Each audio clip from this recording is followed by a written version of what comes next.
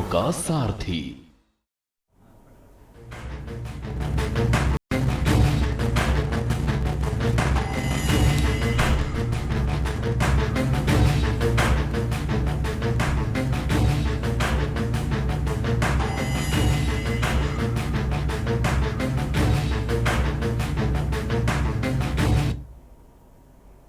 नमस्कार, मैं हूं वंदना पांडे और आप देख रहे हैं के न्यूज इंडिया। बात करेंगे ईवीएम की सुरक्षा, बड़ी चुनौती।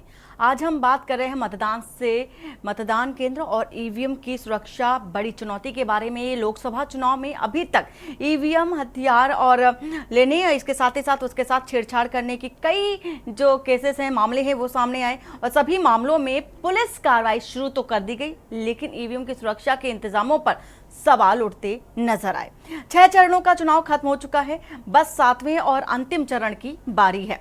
1 जून को आम चुनाव संपन्न हो जाएगा और इसके बाद नतीजों का सभी को इंतजार रहेगा। जहां जहां चुनाव संपन्न हो चुके हैं वहां स्ट्रांग रूम में ईवीएम रखे जा चुके हैं और 4 जून को नतीजों के दिन इनकी गिनती भी होगी। लेकिन इस बीच ईवीएम की सुरक्षा को लेकर तमाम तरह के सवाल खड़े हो रहे हैं। पहले हमीरपुर के स्ट्रांग रूम की बिजली गुल होने के मामले सामने आए। इसके बाद तस्वीरें खुद अखिलेश यादव ने अपने एक्स पर शेयर की थी। तमाम कार्यकर्ताओं को अखिलेश ने ईवीएम की सुरक्षा को लेकर सावधान किया था।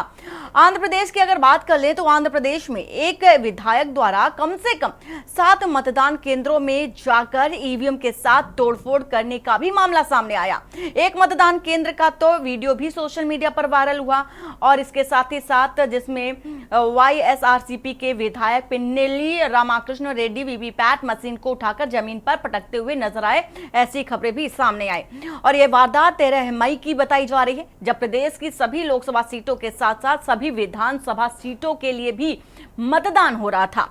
चुनाव आयोग की शिकायत पर राज्य पुलिस ने रेड्डी के खिलाफ मामला दर्ज कर लिया। इससे पहले इन चुनाव में ईवीएम के साथ छेड़छाड़ के कई मामले भी सामने आए हैं। 13 मई को उत्तर प्रदेश के फर्रुखाबाद में एक मतदान केंद्र में एक युवक ने मतदान केंद्र के अंदर ही एक ईवीएम पर 8 बार मतदान किया और ऐसा करते हुए अपना वीडियो भी साझा किया, बना लिया। वीडियो में युवक बार बार बीजेपी के प्रत्याशी के आगे बटन दबाता हुआ नजर आया। वीडियो सोशल मीडिया पर भी वायरल होने लगा और पुलिस ने मामला दर्ज कर युवक को ढूंढ लिया और लेकिन उससे गिरफ्तार नहीं किया क्योंकि वह नाबालिग था। मीडिया रिपोर्टों में यह भी बताया गया है कि युवक स्थानीय ग्राम प्रधान का बेटा है और कई कार्रवाई के बाद चुनाव आयोग ने इस पर केंद्र पर हुए मतदान को अमान्य ही घोषित कर दिया और 25 मई को वहां दोबारा मतदान करवाने का आदेश दे दिया। इसी तरह 9 मई को गुजरात की दाहोद लोकसभा सीट पर महिसागर जिले में एक व्यक्ति ने एक मतदान केंद्र में घुसकर कई बार मतदान किया और अपनी इस हरकत को फेसबुक पर लाइव भी दिखाया।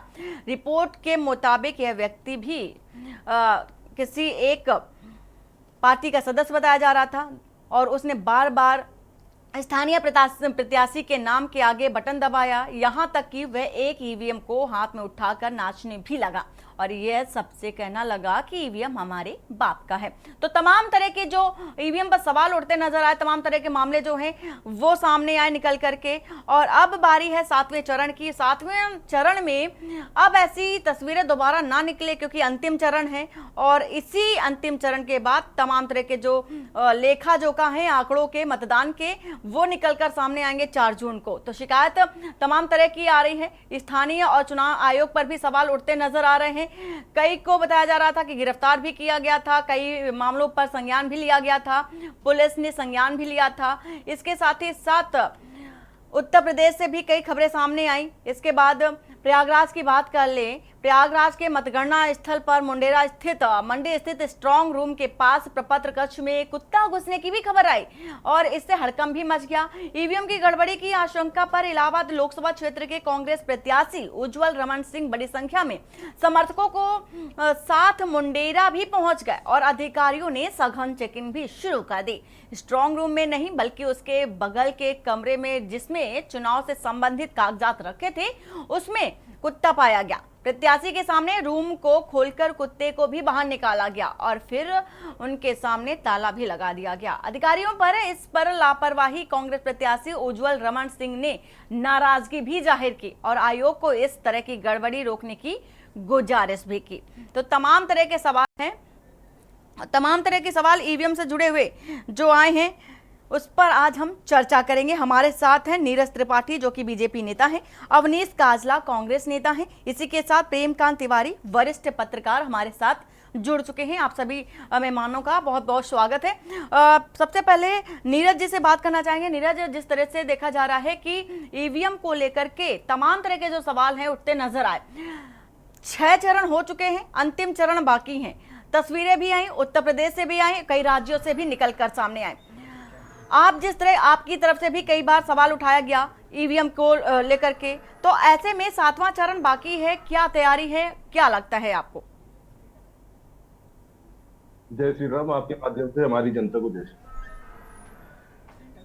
राम। ऐसा है कि अभी तक जो चुनाव हुए हैं सबसे व्यवस्थित और सबसे अच्छे तरीके से चुनाव इस बार के चुनाव संपन्न हुए हैं। कहीं भी किसी भी तरह की कोई अप्रिय घटना आपको देखने को नहीं मिली होगी। रहा सवाल, एक वीडियो जारी हुआ था जहां एक व्यक्ति ईवीएम मशीन में एक ही बटन कई बार दबाया उसने, और वहां पे कुछ गड़बड़ी देखने को मिली जो जनता के सामने आई, प्रशासन के सामने आई। जब वो वीडियो जारी हुआ सामने आया तो प्रशासन ने त्वरित कार्रवाई की, संबंधित अधिकारियों को बर्खास्त किया और उसके लिए एक कमेटी बैठा के जांच बैठा दी है।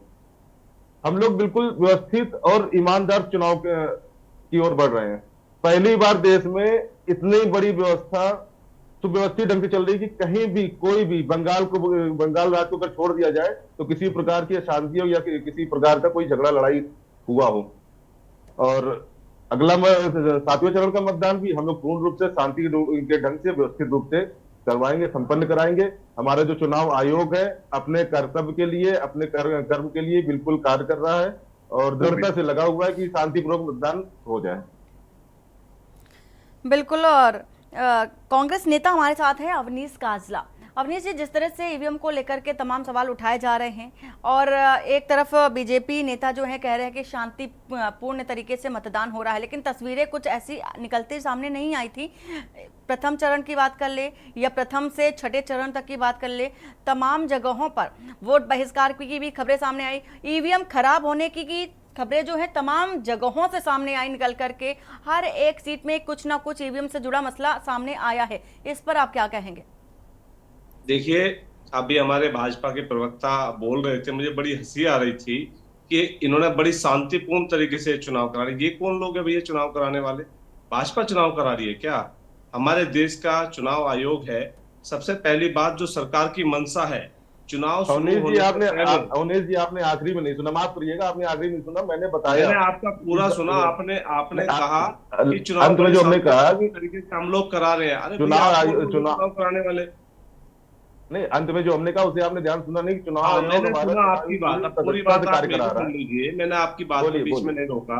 जी अभी देखिए, सरकार की जो पूरे चुनाव के हमारे इस लोकतंत्र के पर्व में सरकार की अगर मंशा की मैं बात करूं, जब हमारे देश में माननीय सुप्रीम कोर्ट ने एक चुनाव को आयुक्त के लिए किस तरीके से एक 3 लोगों की कमेटी बनाई थी, जिसमें चीफ जस्टिस ऑफ इंडिया, विपक्ष के नेता और प्रधानमंत्री, तीनों लोगों को शामिल किया था।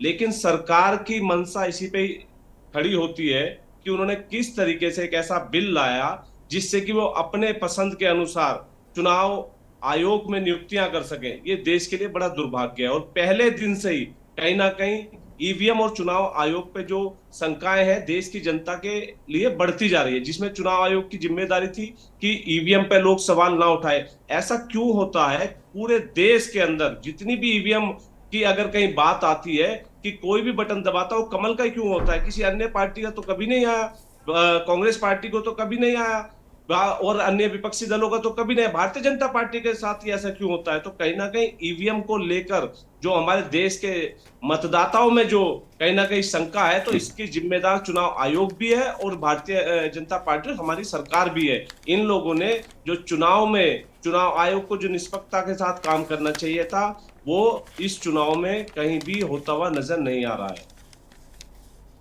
जवाब देने मौका। प्रेमकांत तिवारी हमारे साथ हैं, पहले इनसे जान लेते हैं, जो कि वरिष्ठ पत्रकार हैं। प्रेमकांत जी, ये जानना चाहेंगे कि जिस तरह से ईवीएम पर लगातार सवाल उठते नजर आ रहे हैं, तमाम जो विपक्ष है वो विपक्ष भी सवाल उठाता नजर आया, पक्ष भी उठाता नजर आया, और लोग जो जनता है, आम जनमानस है, वो भी उठाते नजर आए। क्या लगता है कि हर चरण की वोटिंग के बाद कहां और कैसे सुरक्षा में ईवीएम को रखा जाता है? क्योंकि ईवीएम की सुरक्षा सबसे बड़ी बात होती है, सबसे बड़े सवाल भी इसी से उठते नजर आते हैं जब भी मतदान होता है।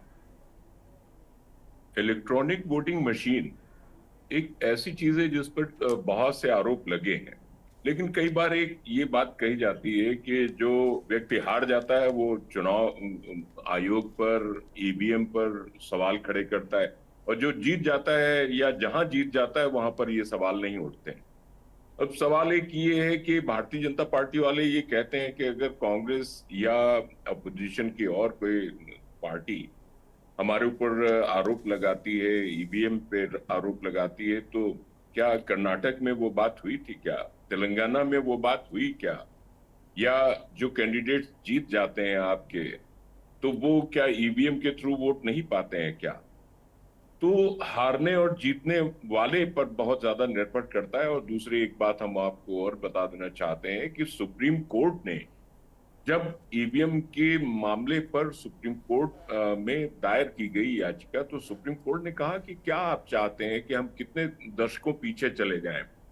और इसके अलावा उन्होंने कहा कि अगर आपके आरोप है तो उन आरोपों के सबूत दीजिए, तथ्य दीजिए, और हम बुला करके करते हैं।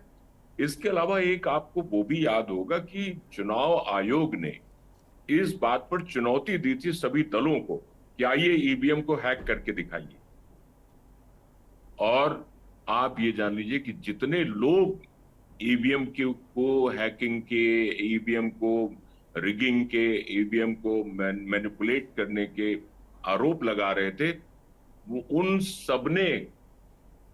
सबने हाथ खींच लिए थे, और कोई भी उस बात को प्रूव नहीं कर पाया था। तो ईवीएम खराब होती है, ईवीएम खराब की जाती है, ये मैं इस पर विश्वास नहीं करता हूं, और कोई भी व्यक्ति ढंग का नहीं करेगा। और एक बात और है कि 140 करोड़ की आबादी की बात बार बार कही जाती है। अब 2025 वगैरह में उम्मीद की जाती है कि अगले साल तक जनगणना हो जाएगी, जो 2021 में नहीं हो पाई थी। तो वास्तव में 140 करोड़ का आंकड़ा है या ज्यादा का है, ये हमें देखना होगा। लेकिन मेरा तो ये कहना है कि इतनी बड़ी आबादी वाला देश, जो दुनिया की सबसे बड़ी आबादी वाला देश है और सबसे बड़ा लोकतंत्र है, उसमें जब बैलेट से चुनाव होते थे तो बंगाल में क्या होता था, बिहार में क्या होता था, उत्तर प्रदेश में क्या होता था। ये 3 राज्य तो मैंने आपको सीधे सीधे वो नाम लिए जो खास तौर से बदनाम थे बूथ छापने के लिए। बैलेट पता लगा कि नाली में मिल रहे हैं बैलेट पेपर्स, और कहीं कूड़े में मिल रहे हैं, और हिंसा कितनी होती थी। इन सारी चीजों को देखते हुए अब एक सवाल ये आता है कि आपका जो कहना है, प्रयागराज का आपने उदाहरण दिया, फिरोजाबाद का आपने उदाहरण दिया, आपने गुजरात के दाहोद का आपने उल्लेख किया। मैं एक बात ये कहता हूं कि इन चीजों में, इन शिकायतों में कहां पर वो सवाल आया कि ईवीएम खराब है और उसमें ईवीएम की मैन्युफैक्चरिंग का कोई दोष है, या कोई ऐसा इंस्टीट्यूशन उसमें शामिल है, चुनाव आयोग उसमें शामिल है, या कोई पार्टी उसमें शामिल है। मैं नहीं पाता हूं, ऐसी कोई शिकायत नहीं पाता हूं। अगर फिरोजाबाद में एक लड़के ने, नाबालिग लड़के ने 8 बार वोट दिया और वीडियो उसका वायरल किया, तो ये लोकल एडमिनिस्ट्रेशन के, लॉ एंड ऑर्डर का ये प्रॉब्लम हो सकता है, उसका दोष हो सकता है। या गुजरात में अगर ऐसा हुआ तो ये लोकल एडमिनिस्ट्रेशन ने या वहां का जो भी प्रशासन था, उसने क्यों ऐसी छूट दी, क्यों ऐसा करने दिया? पुलिस व्यवस्था क्या कर रही थी? आपकी 3 लेयर व्यवस्था होती है, और ईवीएम जहां पर स्ट्रांग रूम में रखे जाते हैं वहां पर सीसीटीवी कैमरे होते हैं। वहां पर जो पक्ष और सत्ता पक्ष और विपक्ष, ऐसा नहीं कि किसी पार्टी के प्रतिनिधियों को अलाउ किया जाता है और किसी को नहीं किया जाता। और जो भी वहां विजिटर होता है उसका नाम पता सब वहां पर नोट किया जाता है। सीसीटीवी कैमरे में वो कैद होती हैं चीजें। Everything is very well recorded and there is full proof arrangement.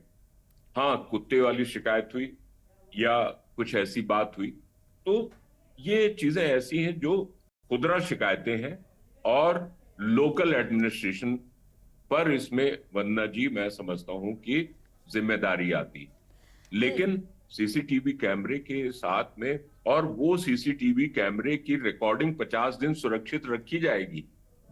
ये पूरा फुल प्रूफ अरेंजमेंट इसके लिए किया गया है।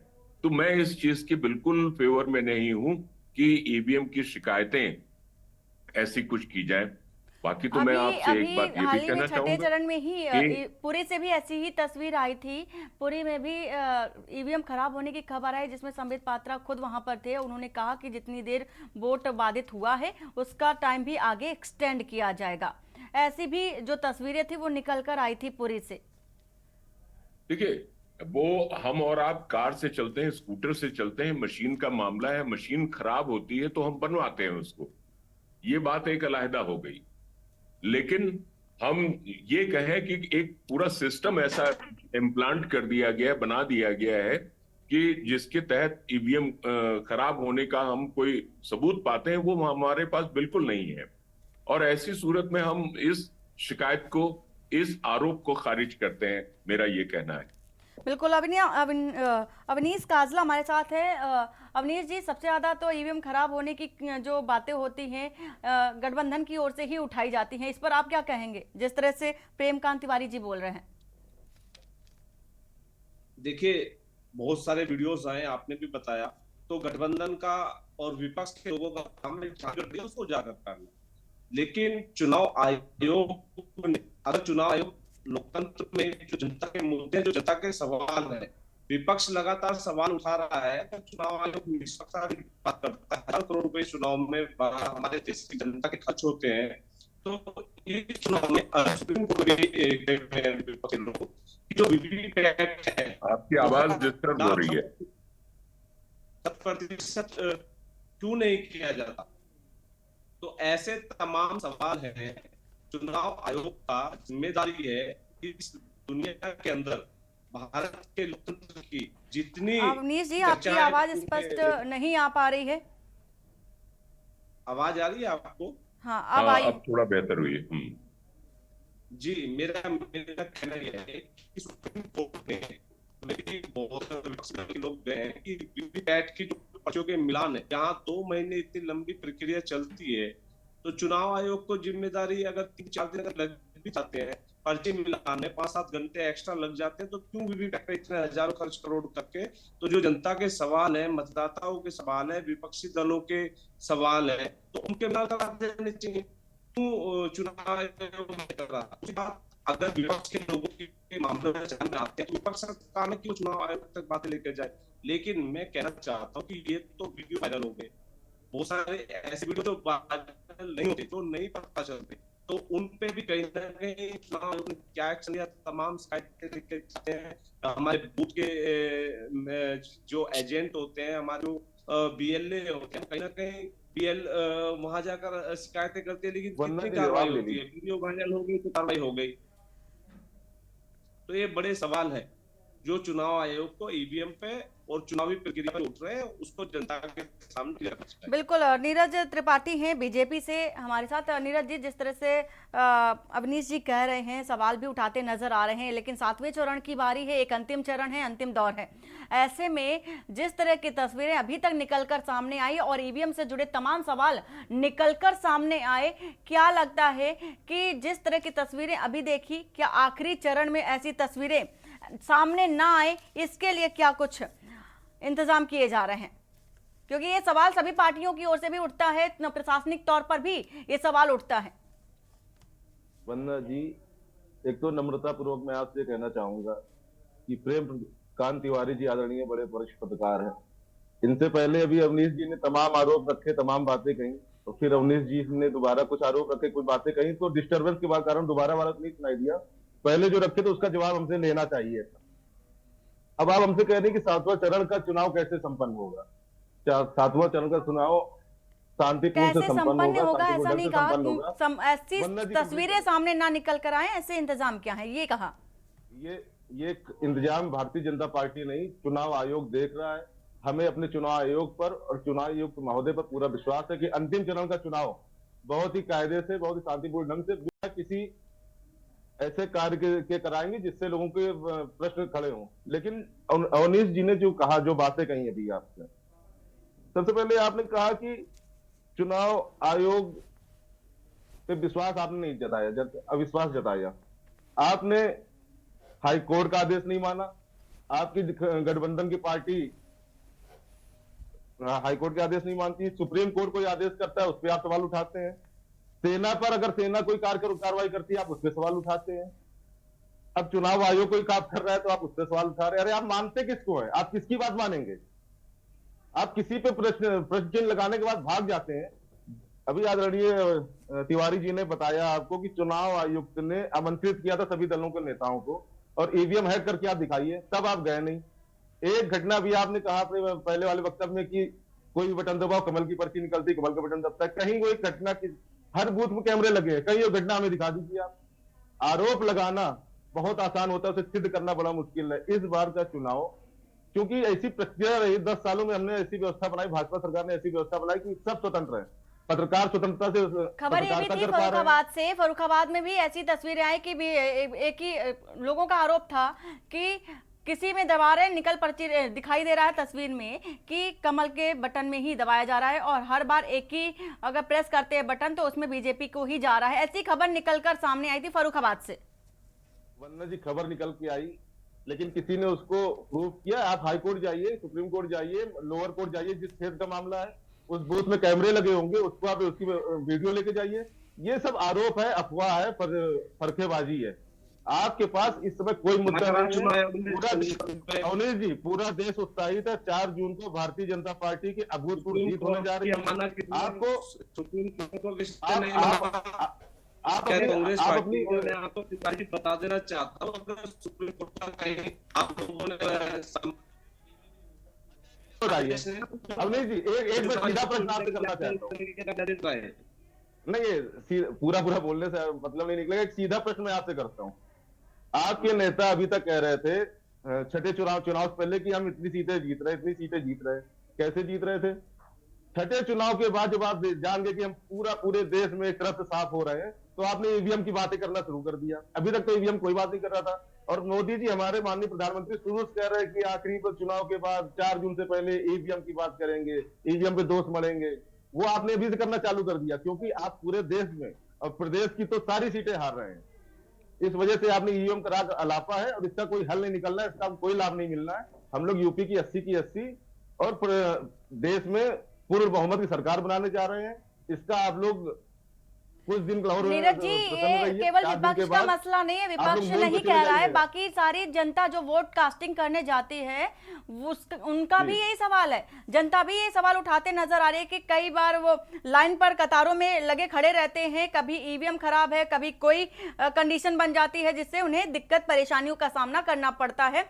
बहुत सारी तस्वीरें निकल कर आई छठे चरण तक की, अब 7वें चरण की बारी है, इसलिए सवाल उठना बनता है। फिलहाल आप सभी का बहुत बहुत शुक्रिया अपनी अपनी जानकारी साझा करने के लिए। यहाँ ईवीएम पर जो सवाल है वो उठता नजर आ रहा है, सुरक्षा को लेकर तमाम तरह के जो सवाल हैं वो उठते नजर आ रहे हैं। फिलहाल अब अंतिम चरण का दौर है, अंतिम चरण जो कि 1 जून को होना है। इसके बाद चौथे जो 4 तारीख है, 4 जून है, उसमें मतगणना होगी, काउंटिंग होगी, निकल कर क्या आता है ये देखने वाली बात होगी। ईवीएम की सुरक्षा बड़ी चुनौती है। इस पर फिलहाल इतना ही। बाकी की खबरों के लिए बने रहिए आपके न्यूज इंडिया के साथ। नमस्कार।